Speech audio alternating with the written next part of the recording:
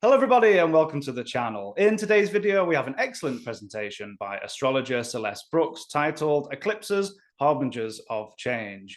Celeste specializes in natal, mundane and horary astrology. Her offerings include classes, workshops, coaching packages, events and readings. Her podcast, Celestial Insights, offers weekly guidance to surf the cosmic tides. She discusses the astrology of current events on her popular Instagram lives. Before transitioning into astrology full-time, she had a successful sales and marketing career at Fortune 500 companies spanning over 25 years. She has an undergraduate degree in integrative biology from UC Berkeley and an MBA from St. Mary's College. She holds the STA's practitioner's level certification in horary, and you can find her website at astrologybyceleste.com. And lastly, if you wish to view our current class, workshop and webinar offerings, please visit KeplerCollege.org. And without further ado, let's get into the video. Thank you everyone for coming who's here live or be listening in the future. My intention today is to share something with you that really helps you understand eclipses and prepare, but not from a fearful place, and have some excitement about what potentially will unfold, because I think this eclipse season could be really bountiful for a lot of people. And just to add to my introduction is that I'm a Taurus sun, so I like everything that I share to be practical. And an Aries moon, I really enjoy inspiring people to reach higher, to have optimism, and to have some fun while we're working through using this magical tool of astrology. And a Cancer rising. So the moon rules my whole chart from the 10th house, my Aries moon. And so I love all things about the moon phases. I teach a moon mastery course and what have you. Okay, this is just some of my teachers I would like to acknowledge. So Leslie McGurk was my original astrology teacher. She's out of Florida, and really opened my eyes to how deep astrology is. Rebecca Gordon, she started me on the journey of really delving deeper into the moon and her cycles. Deborah Silverman, I have Saturn on my sun and really loved adding the Saturn cycles to my work, and Deborah is a master about Saturn. And Ortley helped. I love mundane astrology, and she mentored me and helped open my eyes to keeping in time with the mundane cycles. And Wade Caves, I have my horary practitioner's certification from the School of Traditional Astrology, and he's one of the teachers there. I love horary and use it with a lot of my clients. I do natal readings as well as couples readings and teach classes and do events. Okay, so I love this quote there regarding eclipses. There's nothing permanent except change. And it's so true. And being a Taurus sun, getting comfortable with change has been a journey for me. Yes. And Uranus entering the sign of Taurus really helped me get out of that kind of like that stuckness of wanting things to be reliable and predictable and welcoming some change. Hey, so let's get into the material. So the first thing when we're talking about eclipses is we have to start with the lunar nodes. So I should have had a slide about the agenda.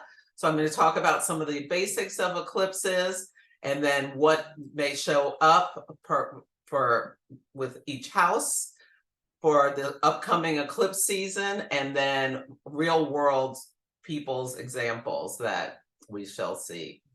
So the lunar nodes, I like to think of the lunar nodes as the axis of talent and evolutionary growth.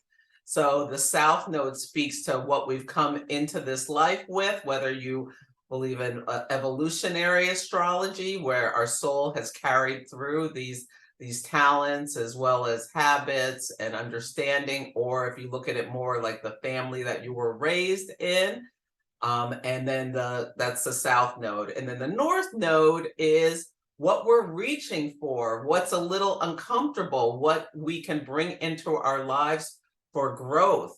And we can look at it in our natal chart, but also the collective. The nodes change signs every year and a half, and the work for the collective changes. And we will see things show up based on the nature of the signs that the two nodes are in. And I like to look as we're like trying to balance these opposites, this seesaw, where we talk about how we can move away from the shadows of the south node, because the south node is in some sense a drain. It's considered somewhat malefic in Western astrology, and the north node is about gains and where we're moving towards. But we also want to balance the energies. And the nodes are, if astrology, we're looking at it from our place on Earth, and it's Earth-centered, geocentric. So the ecliptic is the sun's apparent path around the moon, around the Earth, and the nodes are the 2 points to the north and the south where the moon's orbit, it crosses that path, and you can see it here. Something very interesting about the nodes is that they travel backwards. Their speed is approximately 3 minutes per day, so extremely slowly, and then they change signs every 19 months, moving backwards through the zodiac. And by transit, it speaks to what we're called to move towards for growth. And they are the eclipses happen when the sun crosses the nodal axis twice a year, once to the north and once to the south. And that's the trigger for eclipse season. So there are two types of eclipses. There's solar eclipses and lunar eclipses. And the solar eclipse they are powerful new moons. And I like to think of solar eclipses as new moons times 10,000. So the new moon is where the sun and the moon meet at the same point in the zodiac. And I like to think of the sun as the conscious mind and the moon as the subconscious mind. And when they meet, they come together and they whisper secrets to each other. One of my teachers, Bronwyn Simmons, I love that imagery that she gives about the sun and the moon whisper secrets to each other and plot about what they want to grow, bring to forth in your life. And then as the moon moves away from the sun is when we start seeing things actually happen and materialize. And solar eclipses, what happens is the moon moves between the sun and the earth, and essentially the signal is cut off. The signal of the sun's light to the earth is cut off. It's like a radio station's changed, and you cannot go back to that station that you were listening to. And so, you can look at a chart, an astrology chart, and know if a new moon is a solar eclipse by whether the north or the south node is within 18 degrees of the new moon. And the tighter it is, the more intense the eclipse is. A total eclipse is when they're really close. And you can Google, there's a couple of different types of eclipses. This one is an annular eclipse, but these are times where things are seeded into our lives that have a karmic nature to them. And I like to think of eclipses as you walk through a door and then you turn around and there is a wall. And so you can't go back. It's like they pull us forward. Now, the lunar eclipse is when the earth moves between the sun and the moon, blocking the sun's light to the moon. So again, this transmission is interrupted. And so the north or the south node is within 12 degrees of the full moon, is how you can look at a chart and know whether it's an eclipse, a lunar eclipse. And so just to give some of the history, so you can imagine ancient people are just going about their day, and think about a solar eclipse where that all of a sudden you're walking around and the sun disappears. And so there were very feared and considered times of great change. There's multiple records about them coinciding with big things like floods, earthquakes, fires, regime changes. The life-giving sun disappears during the day, and in ancient China, they thought that a dragon, a celestial dragon, swallowed the sun. And throughout history, like at different places around the globe that the people never met, a lot of several cultures would try to get the sun to come back by, like in China, firing arrows in the air, other places, throwing things at the sun. It's really interesting to see how different cultures reacted to this, to this event. In Hindu mythology, Rahu, the North Node, was beheaded for drinking the nectar of the gods. There's so many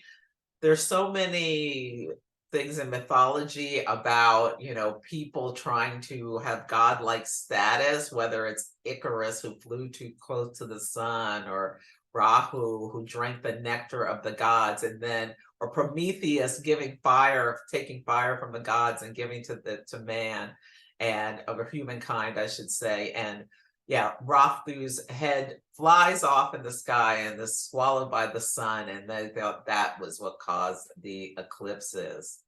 Yeah, a very interesting thing about in ancient Mesopotamia, what they would do was put a proxy in the place of the king during eclipses, because they thought the eclipses were dangerous to the king. So as like a potential sacrifice. And I don't know if you remember, so it was November of 2021, where there was an eclipse that was very close to Joe Biden's sun. It was a lunar eclipse. And so astrologers were watching to see what would happen with the president of the United States. And what happened was he went in for a procedure, a medical procedure, and Kamala Harris, the vice president, was president by proxy for a limited period of time. And it made me wonder whether he has an astrologer or something like that, because his sun was being eclipsed. And yeah, there was a proxy put in for him. So I thought that was very interesting. The earliest record we have of eclipses being recorded is back, thousands of years ago, but it was the Babylonians who discovered how to time them around the 4th century BC. So being able to know when they're coming and predict them. So bringing less fear and understanding of the timing of them. Eclipse, I like to call it eclipse season. So it happens annually, twice annually, 173 days apart. And it lasts for around 36 days. But the impact can last for months. So there's a lot of conversation about, how long eclipses last. And people ask me this all the time. I feel like you can really see them coming. And a lot of times people know their story up to 6 weeks in advance before the eclipse actually happens. And we're going to be talking about some eclipse events that we already know are happening for the October 14th eclipse. And then 6 weeks after, that's when I really look at the eclipses. But really, as soon as the nodes change signs, the work changes. And we'll have eclipses bouncing back and forth between those two signs for about a year and a half. So yeah, you may have, something may have been triggered in July for you. July 17th was when the North Node went into the sign of Aries. And so for some people, they're aware of their stories since July. And there'll be 2 houses in your chart, or 2 or more houses, where you're getting these activations back and forth that is like pulling you forward on your journey. And there are 2 different types of families. With astrology, the beauty about the thing I love most about it is that the nature of the patterns and the rhythm and the repetition. And so the Saros series of eclipses is a group of eclipses that last about 1,300 years and repeat every 18 years. And they start at either the North Pole or the South Pole. And then they gain intensity and then lose intensity over time. And they're at different degrees of the zodiac, that they move like 10 degrees. And Bernadette Brady has done an amazing job of what she did was she delineated the birth chart of every single one of these eclipse families. And you can find them in Solar Fire. When you look up eclipses, it'll show you what the eclipse series is, or you can use her book, Predictive Astrology, or is updated, was called The Eagle and the Lark, was the first version.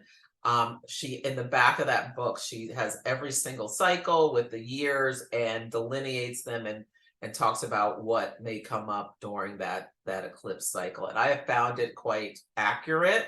And some astrologers have predicted that the English royal family, like England, what's his name?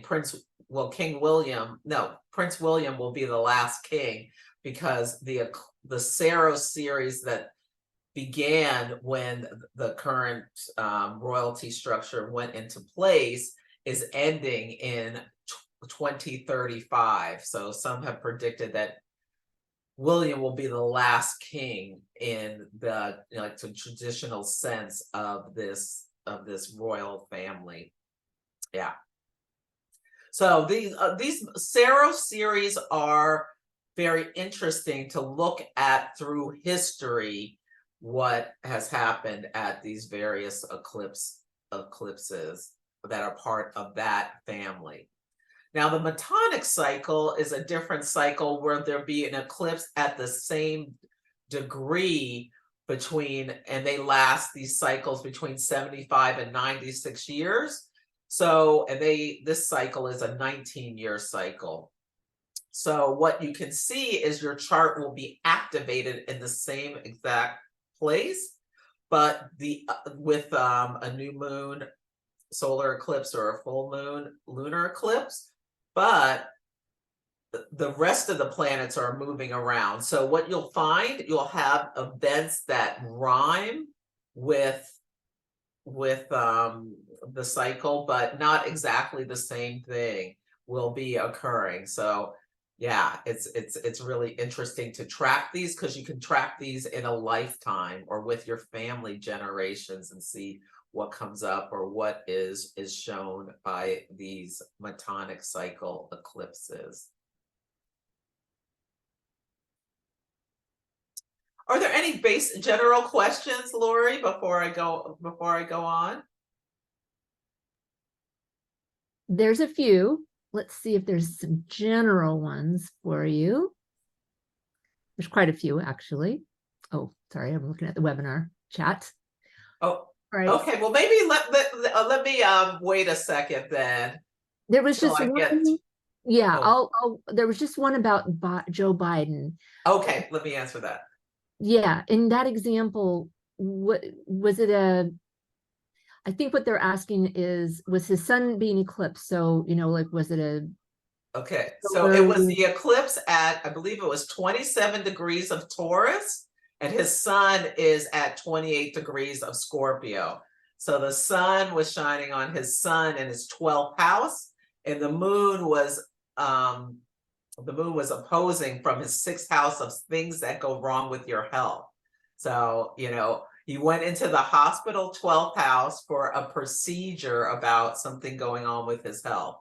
Yeah. Okay. And then there's two that I think are general that would be good to answer now. How do you determine the start and end of eclipse season? So that's what I was saying. I like to look at it 6 weeks before and 6 weeks after.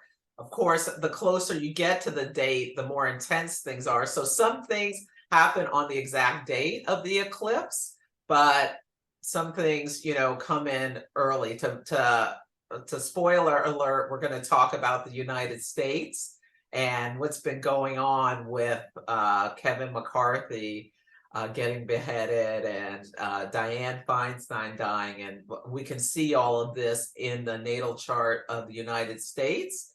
Yeah, so that'll be a great example. So we know some of the events that have already happened. Great. Okay, thank you. All right.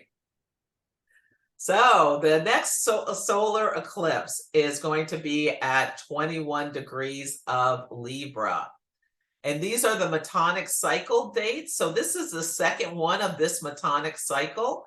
So think about what was going on in your life around October 14th, 2004. And I would encourage you to maybe, if you can, look back at calendars or just do some writing. If anything comes up around, look into your chart.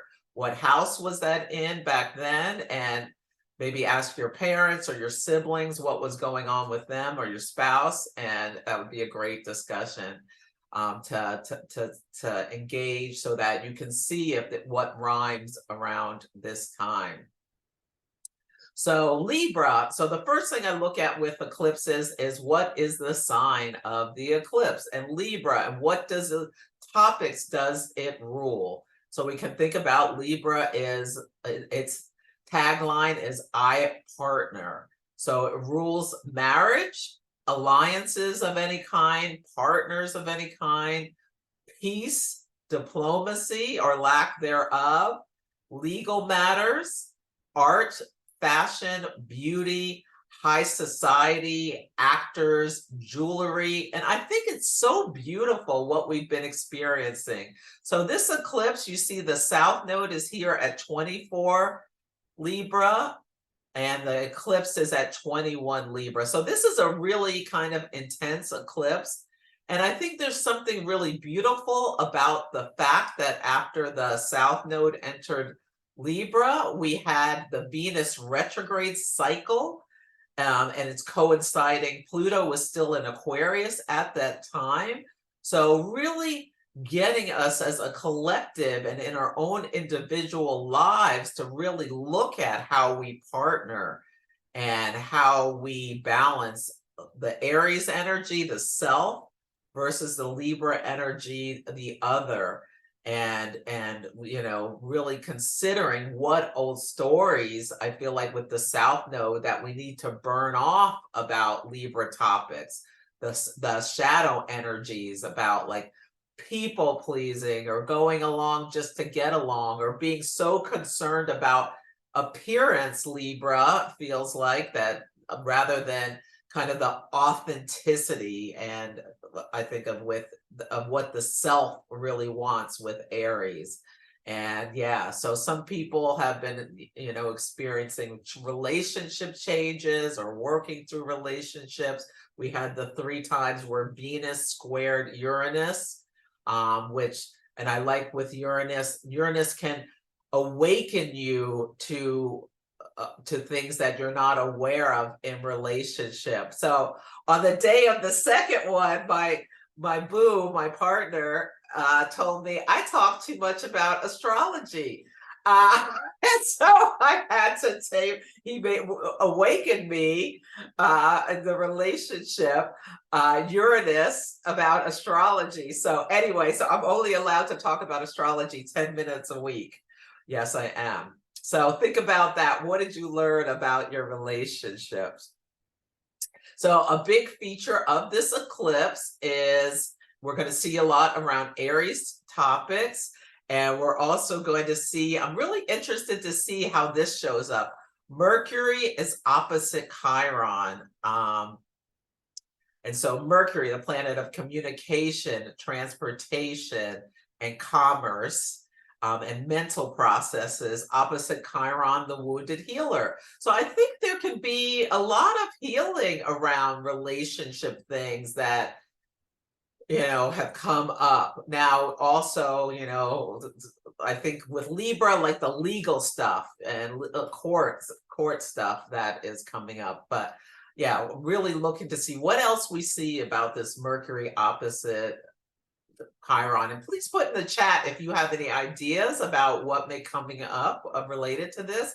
Now, Mercury in Libra is combust. So there's a nature, it's within 8 degrees of the eclipse of the sun. Specifically, combustion is just about how close a planet is to the sun, and it has an imagery of weakness and of dying and rebirth. So we'll see, but I feel like it's secret, something Mercury and Libra, secret things. Well, Senator Bob Menendez from the US got caught with a bunch of gold bars in his and cash, stuffed his house stuffed full of cash because of a bribery scandal. And you can think about that's a very Libra,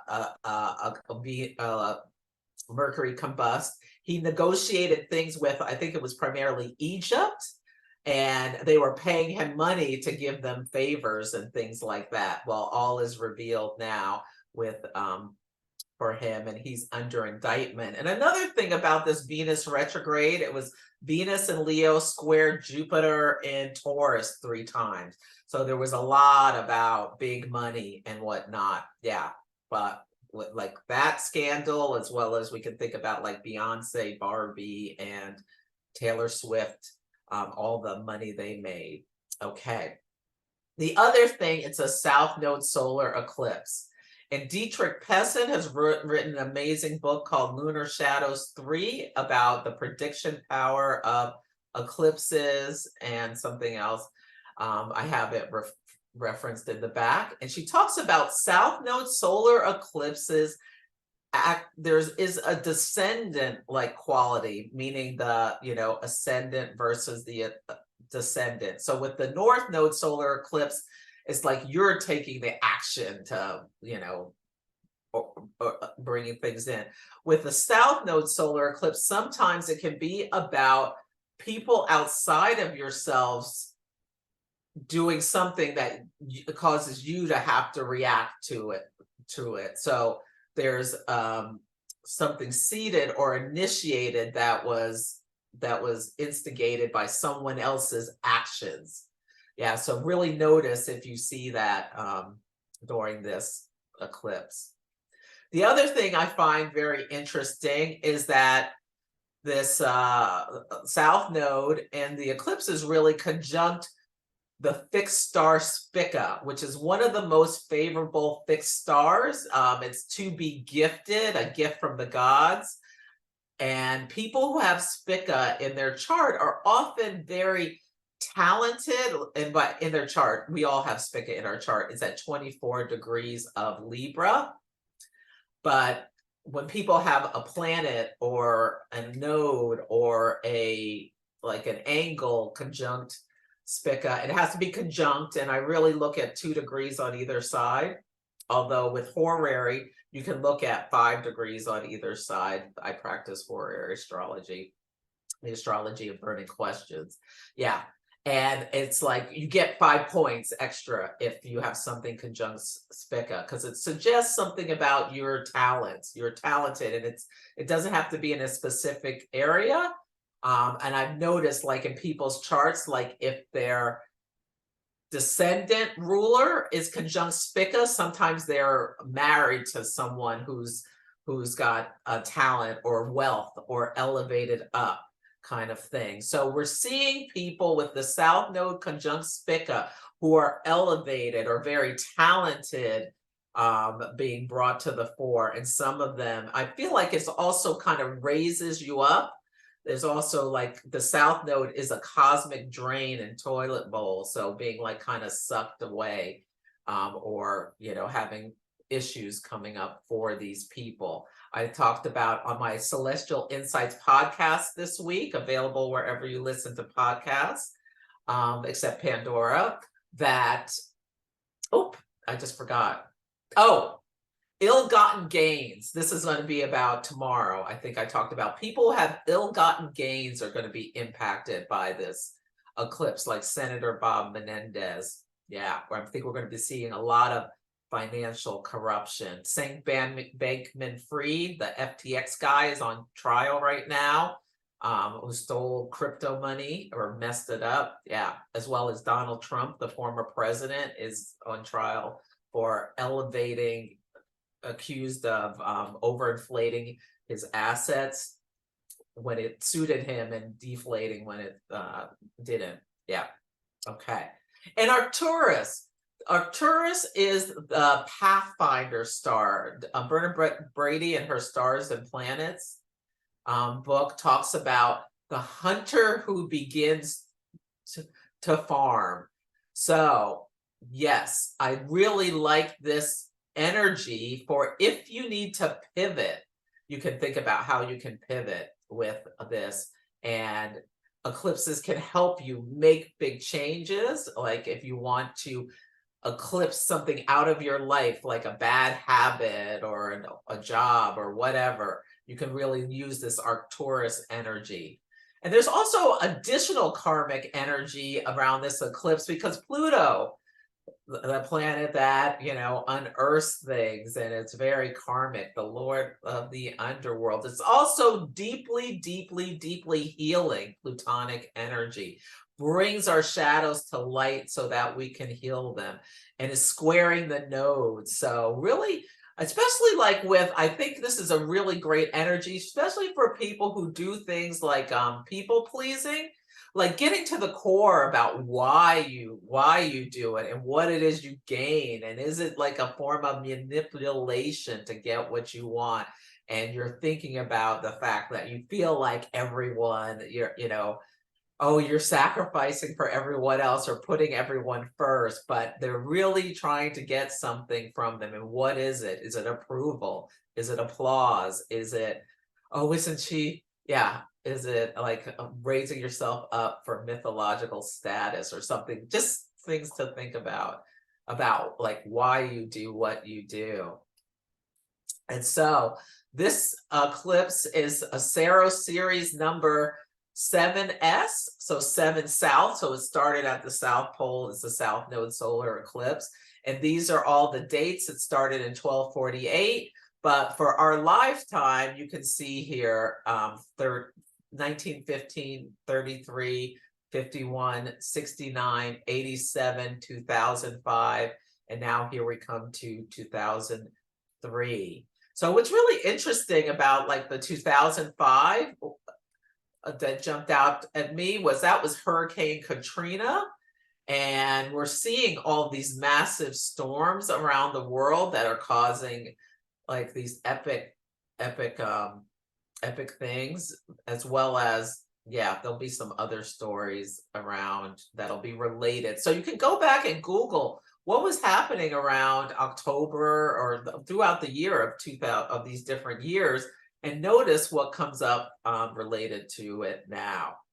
Now, this is the seeding of this eclipse. This is the birth chart of this eclipse series, the 7S. And the thing that's really interesting about it is we've got the solar eclipse. At that time, it was in Cancer, conjunct Neptune. Neptune combust, and we can think about how there's all this fraud that is coming to, is people are being held accountable for fraud. Sam Bankman-Fried, Donald Trump, and there was another one, Bob Menendez, and I'm sure there will be more. And it was square, exactly square Pluto and Saturn, a little more widely. So, and I'm talking about it being crazy eights because it was 8 people who took Kevin McCarthy out from his own party. We can think about Libra ruling our, alliances. Yeah, think about that. Yeah, and so Mars equals Pluto trine the solar eclipse. And this is from Bernadette Brady. Immense power, anger, and force of the Mars square Pluto. And Mars in Libra squaring Pluto in Capricorn tomorrow, exactly. And yeah, So what that can be is like that determination and that will obstacles can clear off quickly. So if you've been really working at something, some people are going to have like big achievements as that determination gets them across the finish line. Now, on a shadow side, a potential crisis can suddenly manifest and bring sweeping changes. Hello, the Congress of the United States. Yeah, everything is moving at great speed, quickly. Kevin McCarthy taken out like that. Yeah, you can think about that. And so here is the lunar eclipse set in Washington, D.C. Now, this lunar eclipse is the last of the Taurus and Scorpio eclipses. It's at 5 degrees of Taurus. And so the work has moved from Taurus and Scorpio to Aries and Libra. So from like the possessions and power, like those power struggles and like the really holding on to the energy, thinking about resources. There was so much about money and wealth that we've been experiencing, and power and brutality with the Ukraine war. Has been a big thing of that Taurus Scorpio eclipse. Like King Charles became king finally with this energy. He was really activated. So really a time to notice as we wrap up that part of the story. Now, an interesting thing about the solar eclipse, Venus is in fall in her sign of Virgo. Venus in Virgo brings to thoughts about, unmarried women, virgins, all of those kinds of things. The independent lady, the 9 of Pentacles card. I'm sure we're going to be hearing more and more about in the United States the struggle over abortion rights.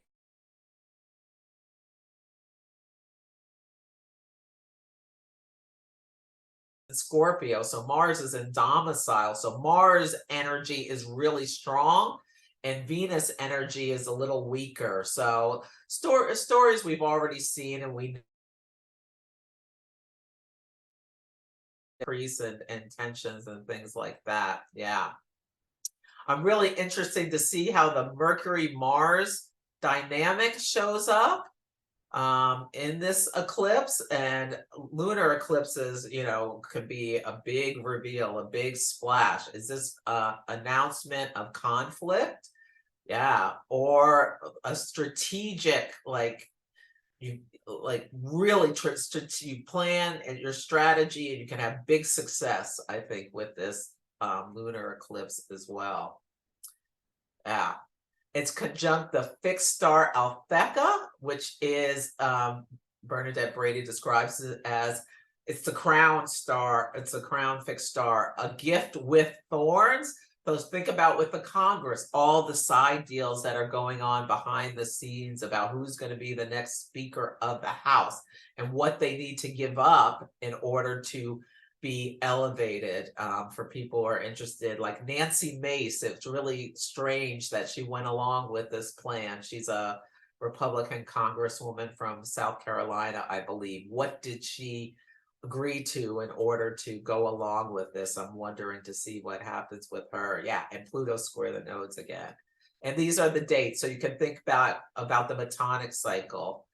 In 1966, 85, 2004, and now here we are in 2023, and there's one more in this cycle. So if you have planets or points around 5 Taurus, think about all of these dates. The eclipse was at 5 Taurus, lunar eclipse. What came to light at that time?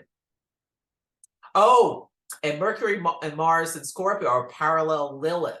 So Lilith, the woman who will not be tamed, Adam's first wife, who was thrown out of or left eating because she wouldn't lie beneath him. Well, interesting story I saw yesterday is Julia Ormond, the actress, is suing Harvey Weinstein and her, what do you call it, CSA or whatever, the agent she's suing like 3 different organizations because he forced her into performing a sex act, Scorpio, and back in the 90s or whatever. And then when she told her agent that she was punished and her career kind of went away. So lunar eclipse, I'm sure her chart is activated by these eclipses. She's speaking up about what happened and taking them to court. Actress and court are both Libra topics, and the sexual assault is a Scorpio Taurus topic. So yeah, very interesting, the timing of that. So the North Node is in Aries, and it went in Aries, access of relationships, and the South Node in Libra from July 17th of this year till January 11th of 2025. And here are just some of the stories we know about this, this switch of the nodes. So the military coup in Niger, and the French had, well, an alliance. I wouldn't call it an alliance necessarily, but the France gets a lot of their uranium from Niger that's used for energy or what have you. But the French troops are leaving. So military is an Aries topic. And yeah, troops, Aries topic. Yeah. Canada and India, their relationship has frayed because Canada is accusing India of the murder of a separatist who lives in Vancouver, a Sikh, I believe. And so murder, Aries, and this diplomatic relationship, Libra, is frayed, and it's going to be impacting the United States. So that is like that South Node solar eclipse energy, because Canada is one of our biggest allies. And so their problem with India is I was reading something that could have some ramifications for the United States. That Gilgo Beach murderer, this guy murdered people years ago, was finally arrested. He's an architect, and he preyed upon prostitutes. And you can think about prostitution kind of like a Libra topic, where you engage in a relationship with someone for sex. We can think about, yeah. Anyway, it's got that Taurus, Scorpio, Aries, Libra, like right moving between the two in there. Record-breaking heat around the world. North Node in Aries, a fire sign. And I think Venus, when Venus went into Leo, it was opposing Pluto at 0 degrees of Aquarius. I think it announced a story for the world, what to expect around physical comfort. When we think about Venus, it also rules, just things we like. We desire to be able to go on vacation and enjoy ourselves, have a nice time. Yeah, not feel like we're broiling under the sun. And I went and spoke at the Astro Bash conference in Borrega Springs, and I was there for like 10 days, and I came home and my skin on my arms and bottom legs are peeling. I did not wear sunscreen because it wasn't like I was sun tanning, but just even sitting outside in the sun a couple of days in the desert, my skin started peeling, and Mars is squaring my ascendant. So I literally got a burn, and it's moving towards my 6th house ruler, 6th house, things that go wrong with your health. And yeah, and my skin's peeling. And as a Black person, I've never really had to worry about I put sunscreen on my face, but like my arms and legs just for a few hours, but the intensity of the sun is getting so intense. A Senator Tommy Tuberville from Alabama, a former football coach. We can think about football, Aries, sports. He's halted military appointments, again, Aries, the military, because of abortion laws. And we can think about the laws, Libra, abortion laws, a Libra topic, and about that Lilith energy. Lilith is very prominent, oftentimes either the asteroid Lilith or Black Moon Lilith. The asteroid is what's being activated at this eclipse. With abortion providers or people who get abortions. So this is so in line with this nodal axis. The Barbie movie came out the day after Venus went retrograde, or the day before Venus went retrograde in Leo. And Barbie has an existential crisis. So we can think about that as Pluto squaring the nodes. The actors strike, the South Node taking away actors. There was a Vogue September issue scandal where like the big supermodels from back in the day that were in like really, really hot to trot, Naomi Campbell, Christy Turlington, Cindy Crawford, Linda Evangelista, they were big in the 90s, and they were put on the September issue, which is the big issue for Vogue magazine. Libra rules fashion. Models are a Libra topic.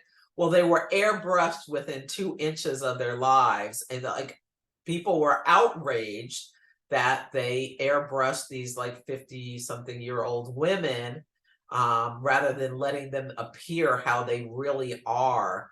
Yeah, so that Libra, like putting a facade on rather than the reality. Pamela Anderson wore no makeup at Fashion Week. So you could think about, you know, stripping off the facade and presenting her real self, Aries. And she got a lot of acclaim for that. She was such a huge sex symbol back in the day. And bed bugs terrorizing Fashion Week. I feel like that's the South Node energy. And there's a movie coming out called May December with Julianne Moore and Natalie Portman, and it's like a dramatization. It's about the Mary Kay Letourneau scandal, where this teacher had an affair with her student when he was like 12 years old. It was a huge scandal back in the 90s. And I feel like that's that Libra shadow energy, an inappropriate relationship with, and the Lilith, you know, Mary Kay returned. She didn't care that she had 4 kids, a husband, she left them for, and yeah, they got married. Yeah, it's a really wild story. So, eclipses and you. So eclipses, they can hit like a whisper, like you're like, what happened? I didn't notice anything. Unless you're paying attention, really think just not about events that materialize, but what you're going through mentally. I really encourage journaling, especially with a Libra eclipse. Notice what comes to your attention about Libra and Aries topics throughout this cycle, as well as the Taurus Scorpio, the Mars Venus principles, because yeah, it might be a lot internal for you unless something is aspecting your chart directly. So you can use a 4-degree orb. I use like 5 degrees on either side. I focus on hard aspects. So either the conjunction with the planet, point or node, opposition or square, but trines and sextiles are important to look at as well. Yeah. The story may take months to reveal itself. Yeah. So just stay present.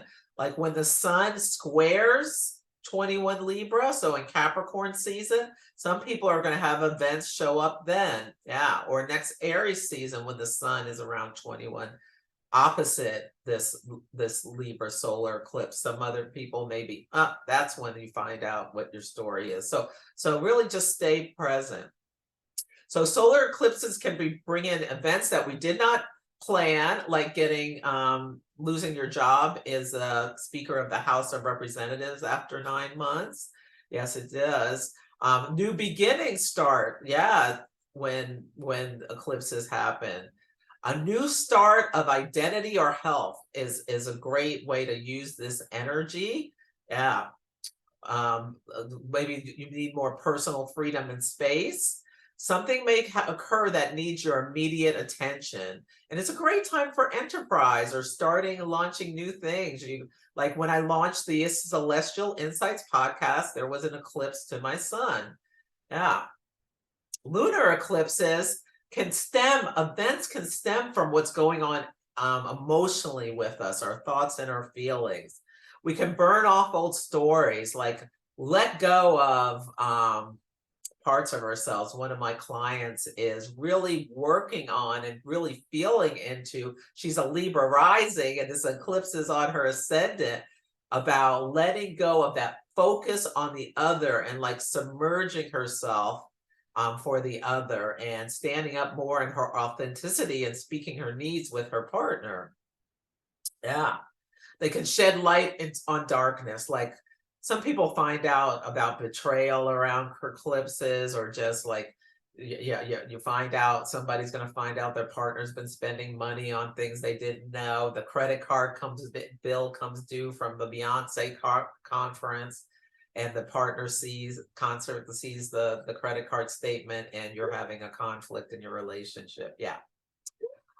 You can make a big published splash and get more than you expected. Yeah. A lot of times I notice like artists, like musicians, will launch things on eclipses that activate their charts.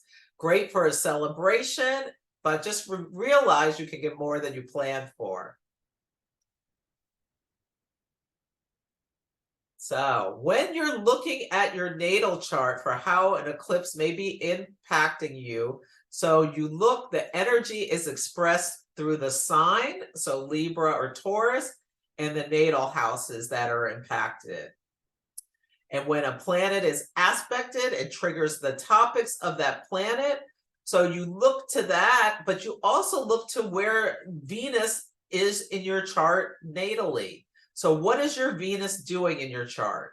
What sign is it in? What house is it in? What aspects is it making with other planets? Because you may see the story there. Yeah. And activations to your ascendant, midheaven, descendant, or IC are really important times. Whenever those are being eclipsed, those are important. So those are just some tips for looking at your chart. And I'll pause there. Lori, are there any questions I should address? Let's see. I think most of these can wait until you finish with your presentation. Okay. Yeah. Yeah, I was just checking. Okay.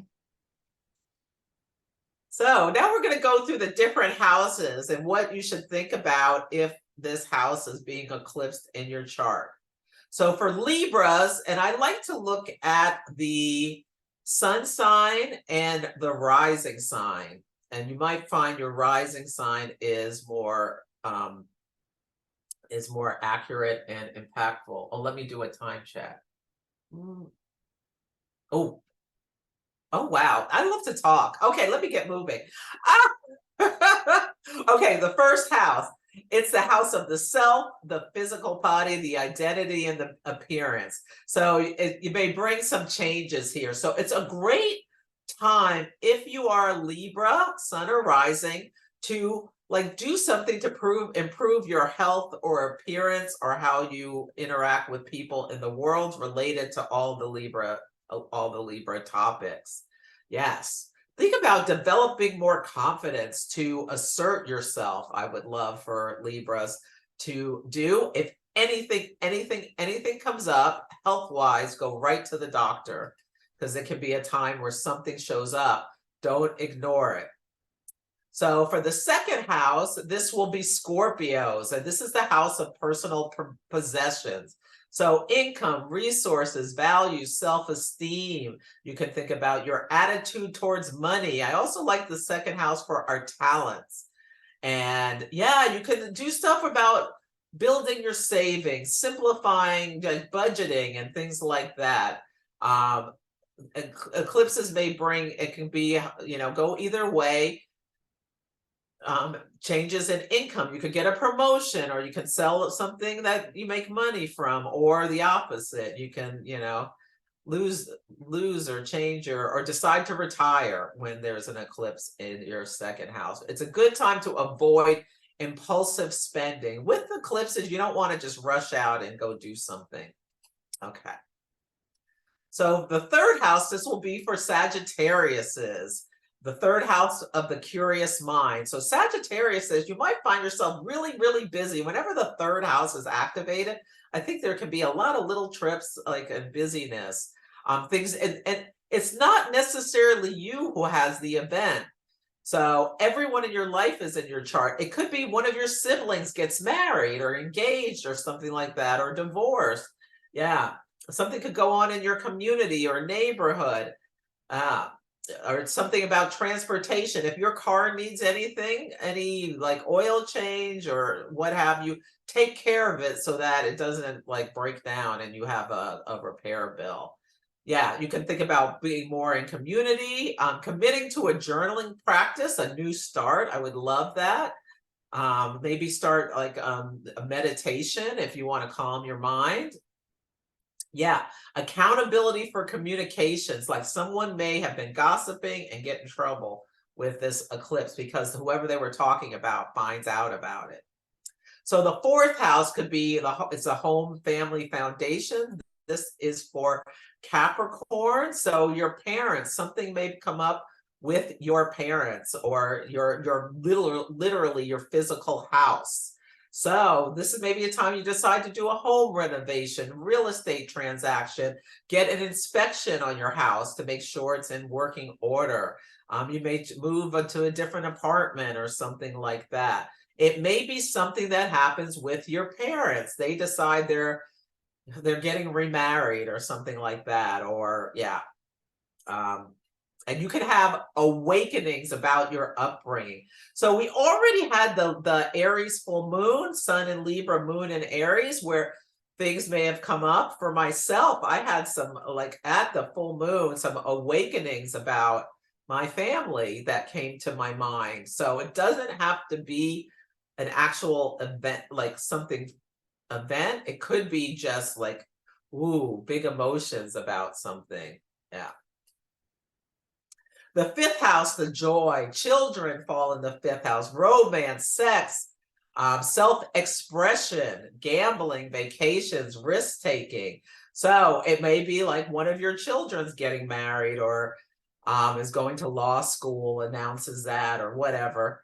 Yeah, nurturing your inner child is a great thing to do with this. You may, if you're single and ready to mingle, you may meet someone unexpectedly. I think a lot of people are going to be meeting someone unexpectedly with this eclipse. I feel like love is in the air. Yeah, you can pick up a hobby, maybe a hobby from the past with the South Node energy. Okay. The sixth house, chop wood, carry water. This is routines, daily habits, health, small pets. Like if your pets, like take them to get their vaccinations or whatever they need. Yeah, you can think about that, or a checkup. Health habits. Now the sixth house is things that go wrong with your health. So if anything comes up, go straight to the doctor. I have a client who's decided to quit drinking and smoking pot based on the eclipses in their sixth house, sextiling their Mercury in the eighth house. They had a little event that made them think about their mortality and they're cleaning up their act. Yes. Yeah, so health improvements, you can declutter.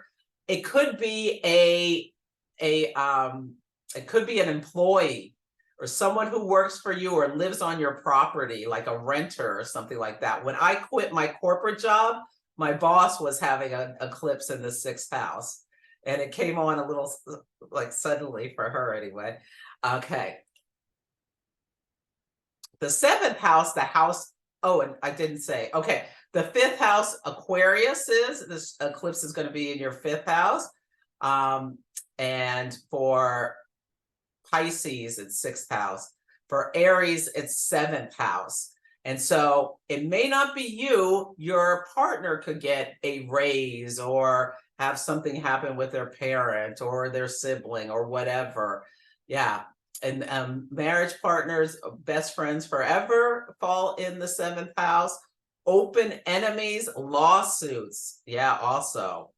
So this is a great time to focus on your relationship if you're an Aries, and think about how you can bring beauty into your life as well and improve your primary relationships. But yeah, also you could have powerful ties with new people could be coming up with this. Or invitations to partners. Somebody may reach out to you for a business partnership or something like that. Yes. 8th house. So this would be for Tauruses. This is the house of the shadow, death, debt, inheritances, taxes, things. I've got some tax stuff that came to light with Venus retrograde. I've got to deal with. They're missing a form, or yeah. Other people's property, joint finances. This is great. If you're a Taurus and feel like you could use some therapy, go get it. Yes. The face your shadow. Like really look at your power dynamics, how you get what you want. Taurus is ruled by Venus. Like think about manipulation, I think is a great thing for you to think about. Yeah. Investigating life's mysteries. Yes. Okay. 9th house, Gemini. You may decide to go on a long trip, go back to school, like think about your relationship with religion or philosophies, examining philosophies, learning a new philosophy. Something may come up with your in-laws.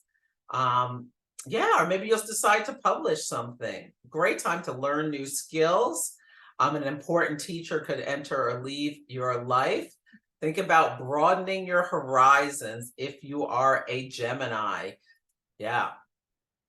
The 10th house of our career, our legacy, our professional. If you're your 10th house is being eclipsed, Libra, excuse me, Cancer. With yeah, if your 10th house is being eclipsed, is that right? I hope I'm saying these right. Oh my goodness. And now I'm concerned.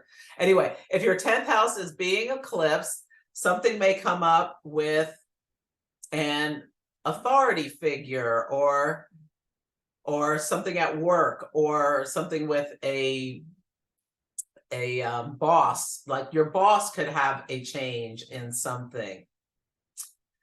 So you can really, this is a great time to assess your life's goals, and focus on career objectives, and test self-discipline and all of these kinds of things. So eclipses or transits here can bring career changes at your employer, or reputation changes. And I'm really worried. I wonder if I said them the wrong way. Yeah. So if I did, I apologize. I apologize. There are quite a few questions. You're speaking about either of these eclipses and where it falls in a natal chart. Is that correct? Yeah, you can look at either of the eclipses, but I'm thinking mostly about the solar eclipse because it's a new start with things. And I'm hoping I didn't, because I'm a Cancer rising and Libra's in my 4th house. So I hope I just was like, wait, why am I saying 10th house? So, oh my God, I apologize. If I'll pull something up at the end to make sure we have the right houses for. Yeah, well, and I think that also with the replay, anyone can go look at the replay. So when you're looking at your natal chart and you see, oh, I have Libra on my 9th house cusp, you can come back here and you can see the slide that Celeste created, and you can read about that house. Because really what's key is that your houses. And even if you use a different house system than Celeste, who uses whole sign, you still can come back to this key system and look at it for your natal chart. Yeah. Thank you. Yeah. And your mother may be in focus if you're having a 10th house eclipse. I use the traditional father. If you have to split your family, I use father as the 4th house, mother as the 10th house. And I found it works quite well. Yeah. Okay. The 11th house, the house of friends, groups, and organizations. So you can think about this. if you have an eclipse in your 11th house, like what are your future plans? Other people's children, things could come up. The 11th house is the house of the money we make from the work we do. Yes. And yeah, it could be changes to friendships. You may hear one of your friends is moving across the country or getting married or something like that. Yes. Now, if you have feelings of alienation, it's a great time to look for a community or start like join some new community so that you can have some fellowship with others. And for the 12th house, and this is definitely Virgo's 12th house, yeah, mysticism as a 12th house, self-undoing. This is a great time to think about, like, if you have a poor sleep schedule, can you get more sleep to bring more balance into your life? Now, secrets may come to your attention. Yeah, there may be something that needs to end.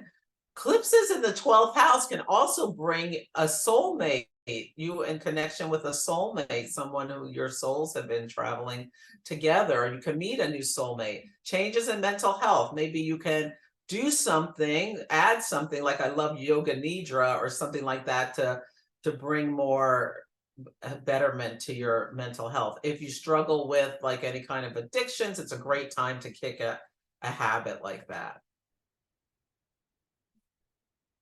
Okay. Let's see how I'm doing with time. Do I have time for a few examples, Lori? Or should I just go to questions? Yeah, yes, absolutely. Because if any of you have to jump off before, before Celeste finishes, you can always catch the replay. So you go right ahead, Celeste. Thank you. Sorry, everyone. I get so excited. I just start talking and talking and talking and go on tangents. I mean, sorry. Anyway, so for the United States 10th house is being eclipsed. And this is the house in mundane astrology. We think about the leadership, the government, and all of this kind of stuff. And this 21 Libra is right on our Juno. This is Juno, the asteroid of partnership. And we can think about how the eclipses are bouncing back between the 10th house and the 4th house for the United States. And I like to think about that as the party in power versus the party out of, that's not in power. So the Democrats are the 10th house right now, and the Republicans are the 4th house right now. And you can think about how Dianne Feinstein died. She is a partner of the president, the 10th house. So that is putting kind of the Senate in some issues. And Juno opposite Chiron, literally, she had a health problem and died. Chiron opposite Juno, the Republicans took out their speaker. You can also think of it that way. Also, the impeachment inquiry. President Biden, the Republicans opened the impeachment inquiry for him. Donald Trump, these eclipses are bouncing back forth between his 3rd and his 9th house. The 9th house is the house of legal stuff and court stuff. Yeah, you can think about how this eclipse is squaring his Venus conjunct Saturn. Venus rules money. It also is his midheaven ruler, so his career. And Saturn being held accountable for what he was putting. It's conjunct, widely conjunct his Jupiter, which he has stationary. Jupiter makes everything bigger, so he's accused of making everything worth more than it really was to his advantage. Yeah, and it's also trine his sun, which is his ascendant ruler. So, it really is impacting him and his legacy, and he's accused of Uranian of things, as well as moon, south node about like real estate and property and holdings. For Drew Barrymore, while the writer's strike was still going on and she's an actress, she said she was going to bring back her television program, and she faced a lot of backlash which is damaging her reputation. So it's in her 5th house of self-expression. She made an announcement that she was bringing back and you know, for the self Aries, getting her show back on the road, and she, well, for some of her employees, whatever. And it's opposite Chiron in her Chiron in Aries, exactly. And people were outraged. People who were supposed to be guests on her program said they weren't going to be guests. The 11th house of the community, she was supposed to talk at some big book event. They disinvited her. Her 3 top head writers have quit. So she's suffering reputational damage from a Chiron in Aries, a self-inflicted wound, squaring Mars, how she decided to take this action, but it wasn't a great idea. And Saturn's on her sun right now. And so I'm sure she's feeling that like heavy, wet blanket kind of energy of Saturn being on her sun. But she'll probably recover. Rupert Murdoch, this is in his 11th house, and he's stepping down from the board of directors. It's squaring his Saturn, which is his chart ruler, and his Pluto. He's letting go of his power, passing it on to his son. The lunar eclipse is in his 5th house of children. And yeah, that's his story of this eclipse. So that's it. I just want to let you know I have monthly moon mastery workshops where we talk about the lunations, and then I do hot take charts. Like I pull up people's charts and talk about what may be coming up for them if they so are interested in. And if you want to join any of these, that for the rest of the year, you can use Kepler 50 for a 50% discount. They're normally $35 and you can get it for $17.50. And this is not, and you can just go to my website, Astrology by Celeste, and this is not broadcast yet. I have to set it up in Eventbrite, but I'm going to be having a free webinar called The Zodiac Signs as Mirrors on Sunday, October 22nd. I'll try to get that up today, and then it'll be on my website and what have you. These are the resources. I mentioned Predictive Astrology, Bernadette Brady, and the Dietrich Pessin book.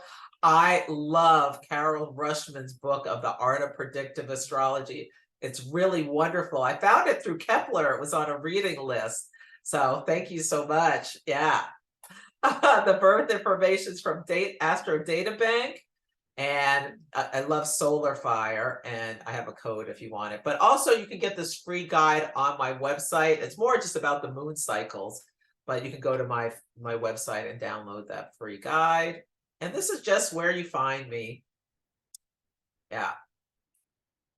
So there we go. Now let me stop sharing and then I can answer questions, but let me pull up for sure the right stuff about this eclipse I have. I was trying to show that book. It was literally just sitting on my desk.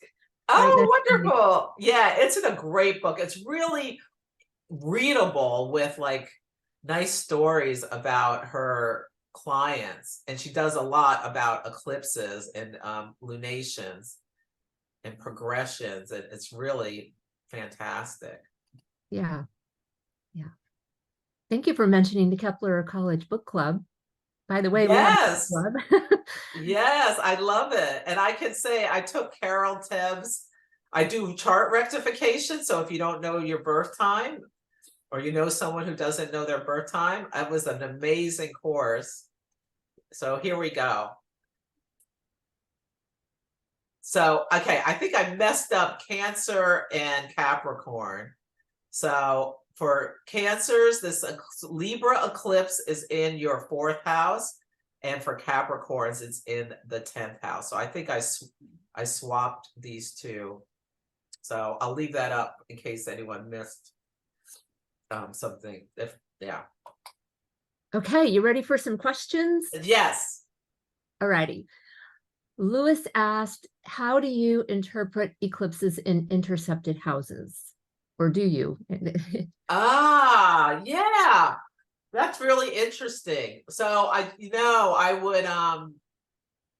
would really watch to see if it's in an intercepted house. I would say cast a chart for the whole sign and I use Placidus, and see what comes up. And I might like intermingle the two. I think it'll be more impactful if there's a planet or something there with the intercepted. But I would still look at it in that house. But when it's all swallowed up in a house like that, it's interesting to see how it will show up. Because I feel like interceptions, like there's a difficulty getting to the energy, or it's like somewhat hidden from you, or it wasn't allowed as a child. So it can be interesting. Thank you. Okay, Anna asks about the nodal return, and if you have any resources, because Anna says there's not a lot of information out there about the nodal returns, which happens every 19 years. Yeah, so when the North Node gets back to, I think it's really impactful. So for anyone with their North Node in Aries, at this time you're having a nodal return, and the North Node is about gains. So what house is the North Node in your chart? Look to see where you're getting opportunities, gains, and things coming in. And there's a really great opportunity to maximize those energies when you have a nodal, nodal return, or just look at what house that North Node is going through. So people are gaining in their Aries houses. Thank you. Okay. And if you were born under an eclipse, in your natal chart, do you add any significance to that when you look at the eclipse season? Yes, eclipses are more intense or important for you when you're born during eclipses. You can have like bigger impacts to things, especially when there's an eclipse in the signs of the eclipse you were born under, or squaring. Yeah. Okay. The next question is about people who have their luminaries in Cancer or Leo. Since an eclipse has to do with the sun and the moon. Oh, okay. Leos and Cancers, are they maybe more sensitive, or do you take that into consideration, since the natural ruler of Leo is the sun, and the moon is or the moon is the natural of Cancer? That's a really good point. That's a really good point. I hadn't really thought about it on that level. I've really looked at it more as, that's a good point. Yeah, I would think I'm going to start thinking about that more, because I know the eclipses impact me, and I'm a Cancer rising. So the moon rules my whole chart. So I always know this kind of the story and see it, but I also really stay present with it. But yeah, I haven't taken that into account, but that's a great point to put out. I'm not aware of, there may be some research out there, but nothing's coming to mind. Yeah. Okay. The next question is about the Metonic cycle. Would you define that one more time?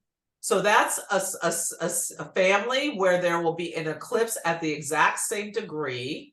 So 21 Libra or 5 Taurus every 19 years for 75 or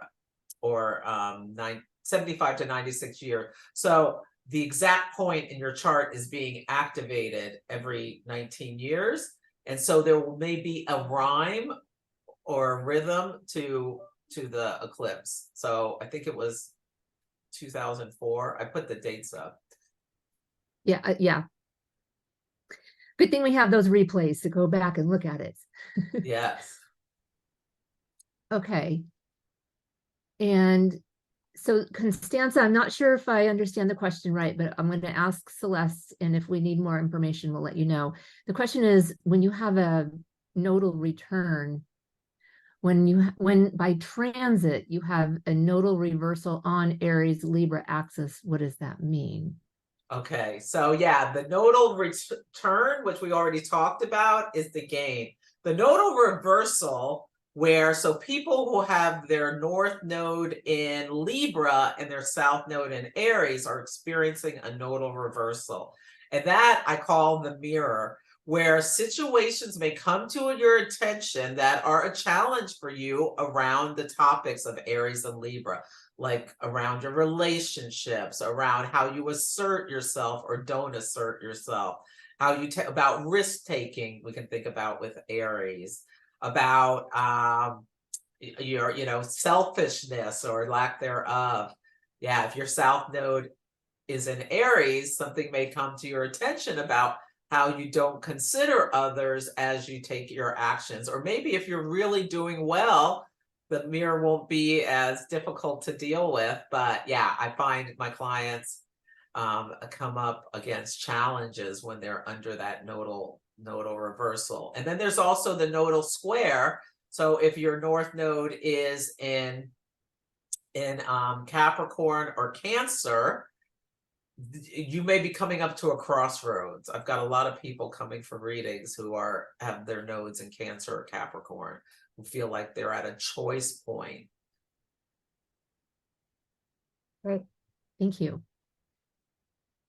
Let's see. This is in reference to the Speaker of the House of McCarthy being ousted. And the question is, with Mercury being burned by the sun, so is it combust? Yes. Then could that be burning the alliance with the House Speaker due to a badly conceived agreement? Would you say? Yes, I love that interpretation. Yes. Okay, great. Yeah, and it's really interesting. This eclipse, Matt Gates, the guy who took him out, has Saturn and Pluto in the later degrees of Libra. So the eclipse, we don't have his birth time, but it's activating his Saturn Pluto. Yeah, so he killed the king, essentially, the authority, killed Pluto, Saturn, the authority. Yeah, we'll see the ripples of that for some time, I'm sure. Yeah, people are talking about he should be censored or whatever. Yeah, it's really interesting. That's fascinating. I think I'm going to look at those charts tomorrow at the workshop, pull up Kevin McCarthy's chart, because it's he's in his second Saturn return. And yeah, and you see it in his chart, everything about this. It's really interesting. Okay. So this question is about the mutual reception between Mercury and Venus, and that's happening at the eclipse, not an aspect though. So do you consider that a mutual reception? Even though they're not talking? Yeah, I mean, Mercury in Libra and Venus is in Virgo, so they're in each other's signs. So for me, this means you can, and Mercury's going through a rebirth. Think about how you can negotiate agreements with partners in a way where you're trying to find win-win solutions, but you're like looking at the details of the Virgo, and you're working to have both of you have a win-win solution with the Libra. Yeah, I think that's a great mutual reception with Mercury and Venus. And I think we'll see stories about that, even though they're not in a traditional aspect, sextile, trine, I think there's still great energy. And in fact, I just negotiated something that was mutually beneficial to myself and one of my partners this week. So, yeah. There you go. Yeah. Okay. This question is about the naming system of the Saros cycles. And the question is about Bernadette Brady uses Saros 7S and NASA uses Saros 134. Do you know anything? Okay. I can't answer. I can't answer that. Yeah. Okay. And I think Bernadette Brady just numbered them, but I'm not sure. Right. Yeah, I read the book and I don't know why they're different either. So sorry, we don't have the answer. Maybe ChatGPT does. Oh, sorry, I just had to say that. Okay, the next question is about the angles and how important they are. And Allison would like to know why you say that they're so important. Well, the angles are are, yeah, the angles, the ascendant is you, your physical body and your identity. So yeah, whenever a planet crosses your ascendant, there's, it can be, I mean, the moon does it every month, but it's important. The descendant is the partner. The midheaven is your career, the highest you can achieve in this life, and the IC is your home, family, and foundations. All houses are not the same. The 1st, 4th, 7th, and 10th are the angular houses, and they're the most important. And they have like the power. The succeeding houses, 2, 5, 8, and 11 are rising to power. So they're next in line. And then the Caden houses are 3, 6, 9, and 12. And they're like, there's a weakened houses. They like when you're doing horary, if you're in the Caden house, if your significator, it's like you feel like you don't have the energy to affect change. So yeah, the angles are really, really important. They speak to the key things in our life. Think about what's more important than yourself and your partner and your family and your place in the world, career, all of that. Yeah. Maybe we actually but they can be family.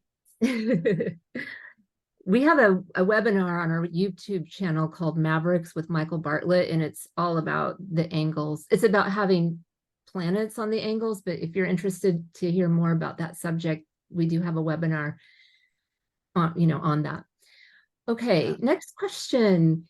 Do you use Kathy said that the charts, the house systems can change, but the angles never do. Yep. Oh, yeah, thank you. Good point. Oh, and by the way, Heidi, what did Heidi said? NASA renumbered. The Saros cycles got renamed by NASA. So. Oh, thank you. Oh, yeah, good. Thanks for that. To know that. Okay, so the next question is about relocated charts. Do you ever look at the eclipse in the house of a relocated chart, or do you stick with natal? I usually use natal, but yeah, you can look at relocated. Like if you move somewhere far away, and you can. Actually, I'm going to do that later, see if I notice anything. But I typically focus on the natal. Okay. And I have Aries in the 10th house and Libra in the 4th house. And I moved across the country. And yeah, I really see them show up in my natal houses. Okay. And let's see, we've already talked about intercepted. Oh, and kind of along the same lines, do you ever use a turned chart? Yes, I use turn charts all the time. And so I was talking about the turn charts when I said, if you're having an eclipse in the 5th house, that is the house of your oldest child. Or you can think about children in general. And it may not be you, it may be that person. Or the 7th house, it may not be you, it may be your partner. 9th house, it may be your in-laws. 10th house, it may be your boss. So yes, I use turned houses all the time. Okay. Yeah. Thank you for that. And let's see, some of these you've already covered, so I'm trying to find something that we haven't talked about yet. Do you look at if the eclipse falls on the part of fortune or the part of spirit? Yeah, I do look at the part of fortune. I don't look at the part of spirit as much, but anything on the part of fortune, I would, yes. So the part of fortune is, I feel like that has physical body as well as, yeah, your fate and your fortune and all that. So it could be potentially very positive, but if anything comes up health-wise, go straight to the doctor. Yeah. Somebody asked about out of bounds planets, but I don't think anything's out of bounds at the time of the eclipse. Nothing's in Venus, Mercury around Cancer or Capricorn, so I don't think so. No, the only thing Pluto is in Capricorn, but I don't think anything's out of bounds. Yeah, but an out of bounds planet is past the declination of the sun, so it kind of answers to itself and gets a little wild. So yeah, it's that can add an extra level of excitement or variability or Uranian flavor to what happens. Expect the unexpected with eclipses, especially if something's out of bounds. And I do want to point out Ariana, I think is the name, is saying that Bernadette Brady says Cancers and Leos are always impacted by the eclipses because of that sun moon connection. So whether you're a Cancer sun or moon or rising, I would say keep that in mind, or same for Leo. Yeah. Okay, great. Thank you for that. Okay.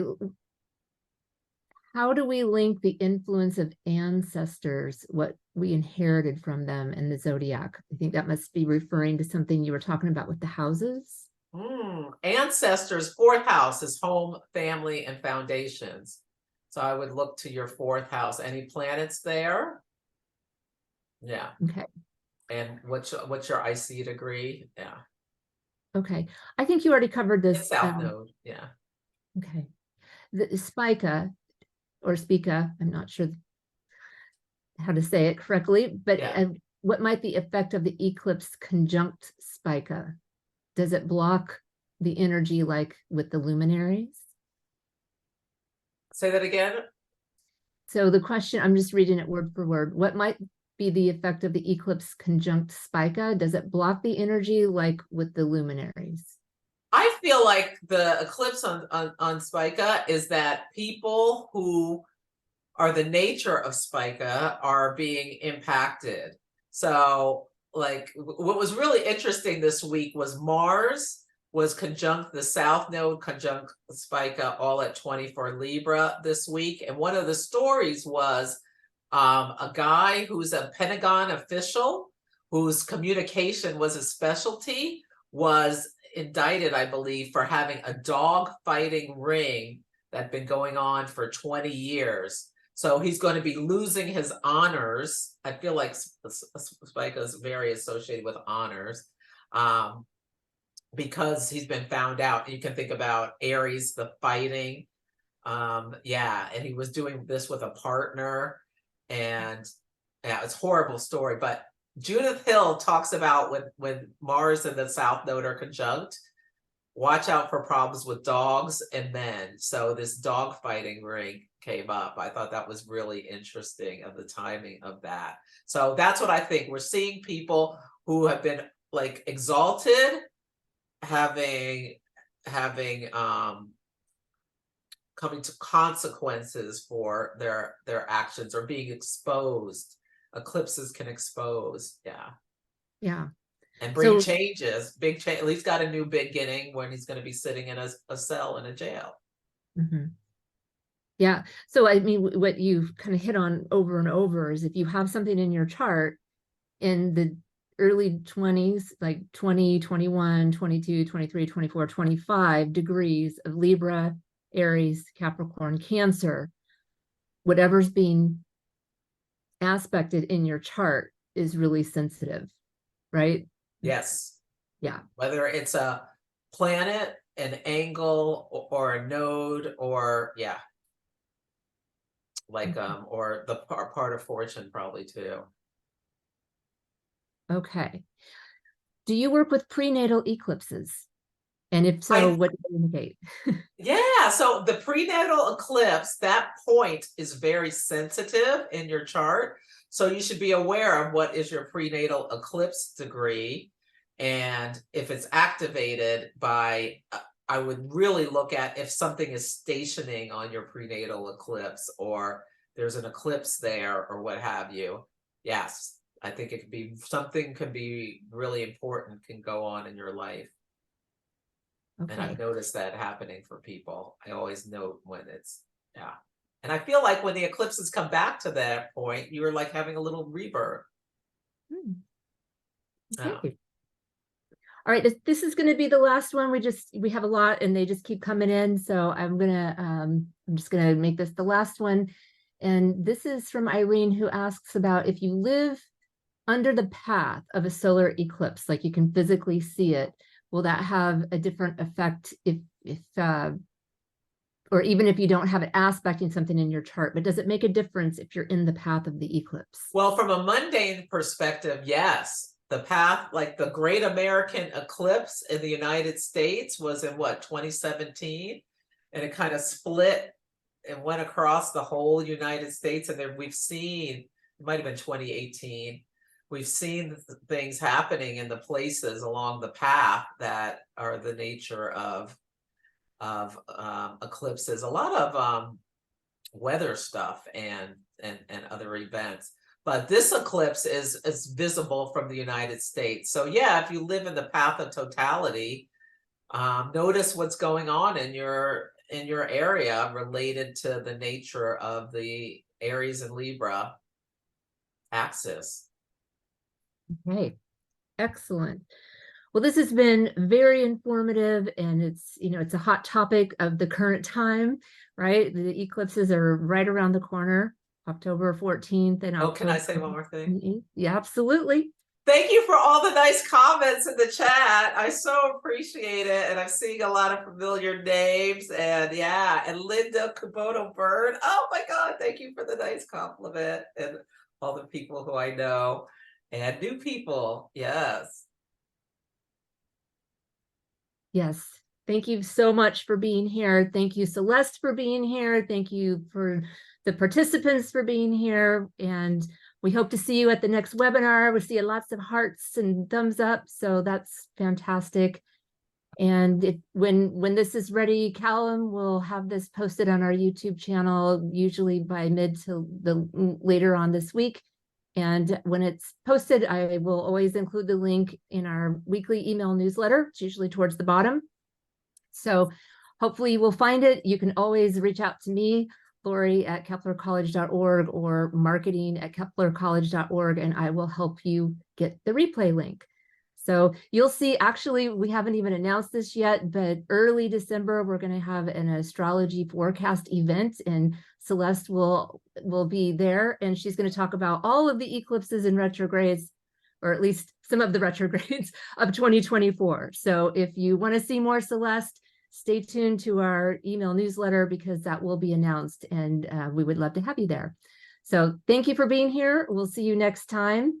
And thank you, Celeste. And thank you, Lori Waters, for being here. Thank you so much, Lori. I so appreciate this experience. And thank you so much, everyone, for coming. And have a beautiful, I hope the eclipse brings nothing but joyful experiences to everyone. Yes. Okay. Bye.